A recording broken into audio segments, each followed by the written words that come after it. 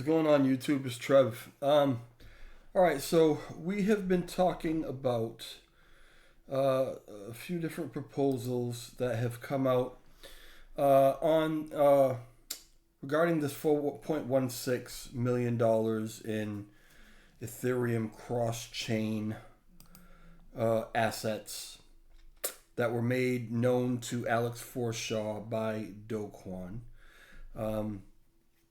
Everybody and their sister has an idea of what to do with this money. So Alex originally came out with a proposal. We went over that in another video, and then and Ed Kim was also signed off on that proposal as a co-writer of sorts, at the very least a supporter. But then Ed came out with his own proposal that was similar but different, as it added in actually voting for new multi-sig signers and a few other differences. And we talked at length about that in a video a few days ago. We were chatting for like 2 hours about that. And I think that Ed came to some realizations not only during the time that we were chatting, but maybe even beforehand and certainly afterwards. So today, I came to, not long ago, I found that Alex put forth another variation or iteration of his proposal on Medium. And I want to go over it with you real quick, because we are talking about like a 180. Some major changes from what was originally proposed. I think these guys, like I say, have come to some realizations after a lot of deliberation, not only amongst themselves, but from the whole community on this. And this is where we are right now. Okay, so multi-sig material updates, okay, by Alex. The original dev runway funding multi-sig proposal touched off several intellectually honest debates within the Terra Classic community. Absolutely it did. Community control, Interstellar, Thorchain Bull, Vegas. An off-chain multi-sig is out of the community's control, which is in principle wrong. I guess what he's saying is that was their position, okay? Then he goes over his take on it. My take, one, this is a fair concern, but it kind of misses the point of the original proposal, which was to delegate authority as well as funding to a specialist group of to professionally authorize and manage L1 technical work.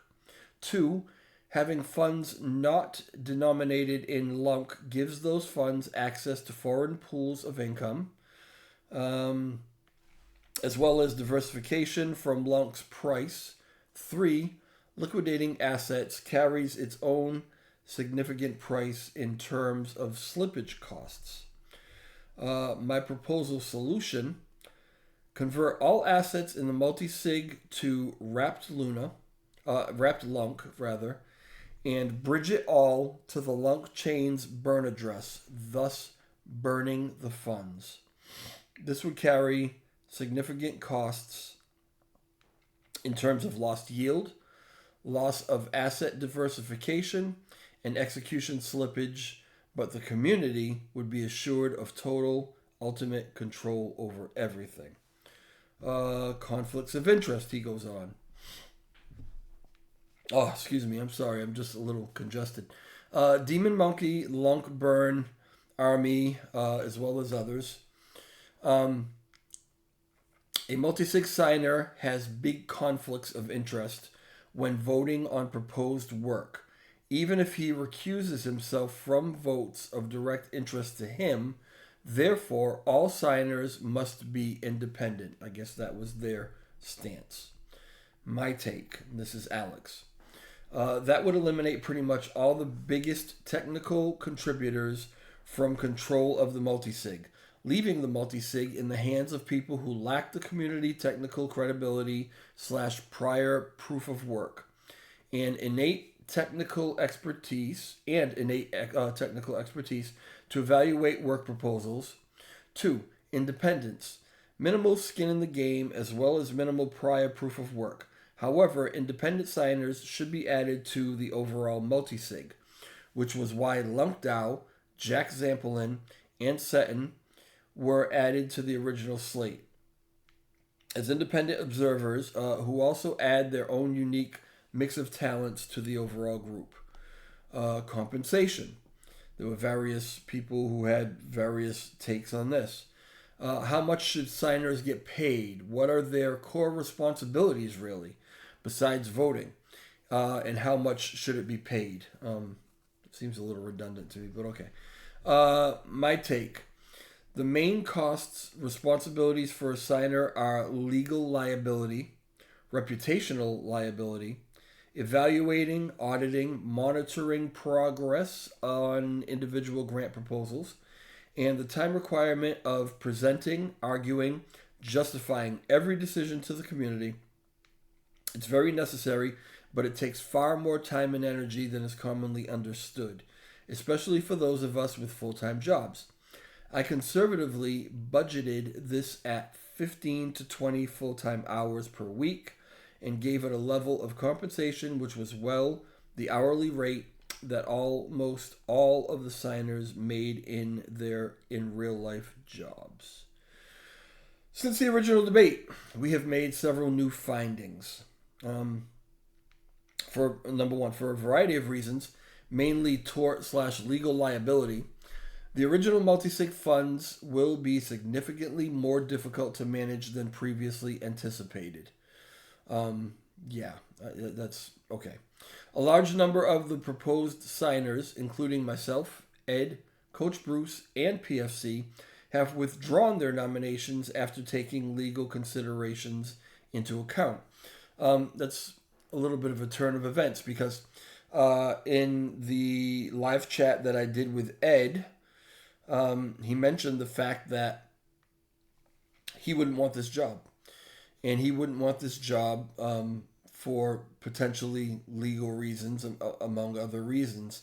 And when he voiced that to Alex, Alex told him, well, if you're not willing to take the job, what are you putting forth a proposal for? If you don't believe in the proposal, then why are you putting it out there? I asked, well, how about Alex? Is Alex going to throw his hat in the ring? And Alex never gave a definitive answer, Ed felt, on that. So this is where we are. Neither Alex or Ed or Coach Bruce or PFC are even interested in being nominated to be the signers because they're concerned about legal liabilities. I thus recommend that the assets of the original multisig be liquidated, converted into Lunk, and sent to the Lunk burn address in the most efficient possible manner as determined by the signers. So now they're looking to take this entire $4.16 million approximately of Ethereum cross-chain loot, convert it to Lunk, and burn the whole damn thing. There was, I think there was also some USTC in there. They weren't sure exactly how much, so I wonder what they're going to do with that. Number 3, whomever the community nominates to control the current multisig should not be from the United States. They should be doxed individuals from the UK or another jurisdiction which has a widely respected legal system, which also have loser pays penalties for frivolous lawsuits, and B, severe penalties for erroneous libel defamation, which I suppose the United States does not have. Well, we know that. I mean, we have frivolous lawsuits up the yin-yang here. So I guess he's suggesting because they foresee potentially a lot of these frivolous lawsuits that these signers should be in a country that deters such things. Which, okay, I get it. I guess that makes sense. But they are very much washing their hands of this all of a sudden.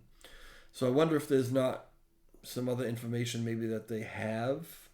This is just my guess, okay? This isn't anything for you to run away with. And DJ Trev said this. No, I'm just wondering. I'm wondering if there was something else maybe that somebody found out about this, these assets, that they just want to wash their hands of it right now and burn them, get rid of them, get them out of existence. They don't exist anymore.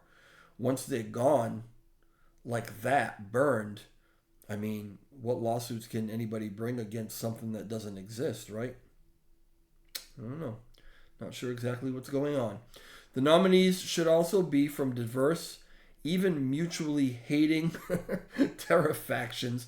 It's amazing to me how everyone is using this word factions now. Because when I first started using it, when I noticed all this fracturing within Terror Rebels before Alex even left there or whatever, oh, I caught hell for that. It's not factions. We're just breaking up into groups and working on individual things. Now, everybody's using the word factions because that's what it is and that's what it's been since I said it, right?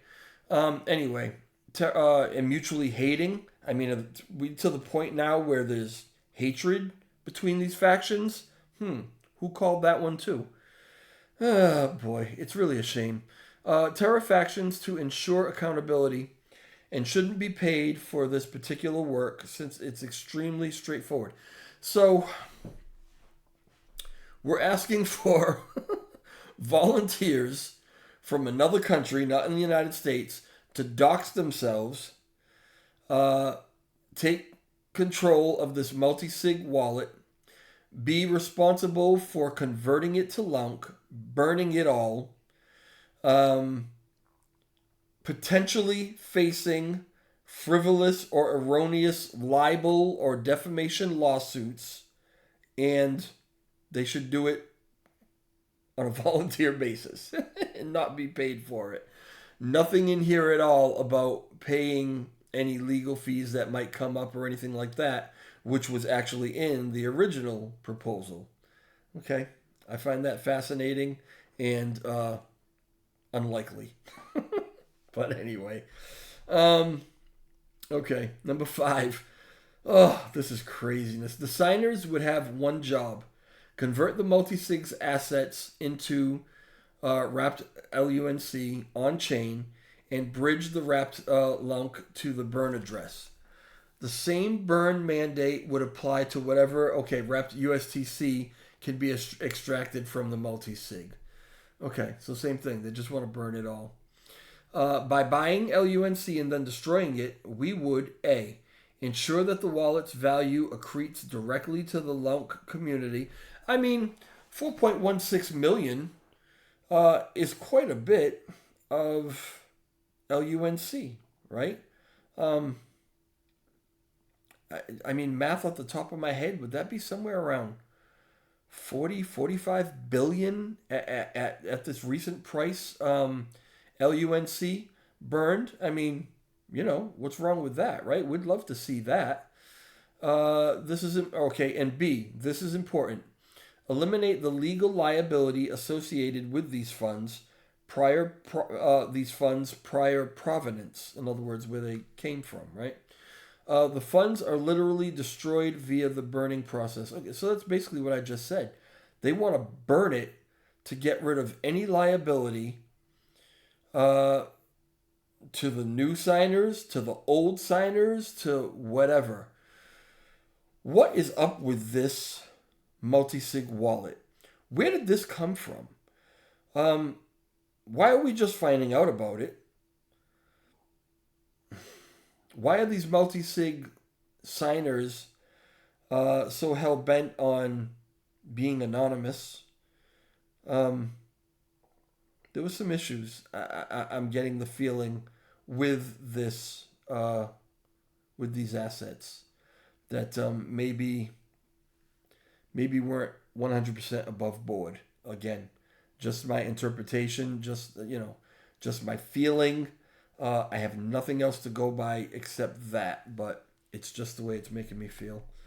However, it does not address at all the issue of delegating resources to a community-governed blockchain development entity, which can actually allocate capital efficiently, which was going to be a question of mine. Okay, so these guys didn't want, they withdrew their nomination or whatever. We hadn't even gotten to an official proposal that said anybody was going to be nominated, but even if we were to, they withdrew from it before we even got there because of this 4.16 million in assets and the potential legal liabilities, right? So if that's gone, are they still looking to form this central, this governmental kind of entity to help push the chain forward and make some decisions? Are they still looking to do that? It looks here like that's potentially what's going on. Okay, so I'm going to read it again. However, it does not address at all the issue of delegating resources to a community-governed blockchain development entity which can actually allocate capital efficiently, which was the original purpose of the proposal. That would have to be authorized in a separate proposal and governance vote. So, I mean, if we got rid of the 4.16 million, and then just went along with, and I would say Ed's proposal, because it included what I called for, which was a vote of the people that would be in these positions as opposed to them self-appointing, right? I think that would be great. Okay, so last bullet point. My proposed solution in a separate subsequent proposal, mint, oh boy, there's that word, mint an amount of LUNC into an on-chain multi-sig that can actually pay quality professionals for quality work.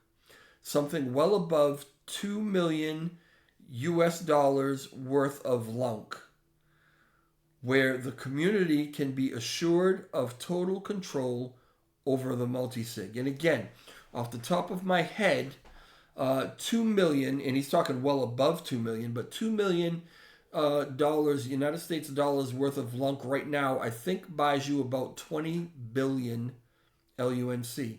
So we're talking about minting at least minimum and probably well above 20 billion LUNC to put into another multi-sig wallet to be controlled by this governing body, or this committee, as I called it. Okay. All right. Well, that's where we are. That's what he's proposing right now.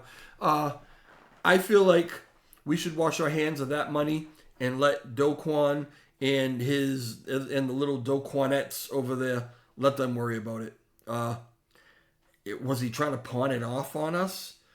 Did he find Alex and said, this might be a solution to get rid of this thing once and for all and get it off of our hands, right? Maybe. I don't know. I say leave it alone. I say leave it alone and let him figure out what to do with it, and don't let him pawn it off on us, because it seems like there's more to this than what we were hoping for.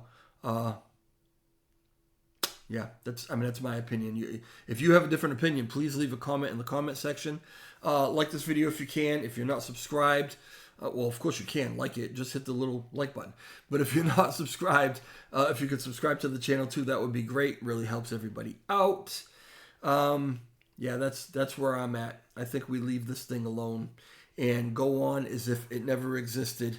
Because, a few weeks ago, it didn't exist as far as we were concerned. And, LUNC was still strong. We were still building it.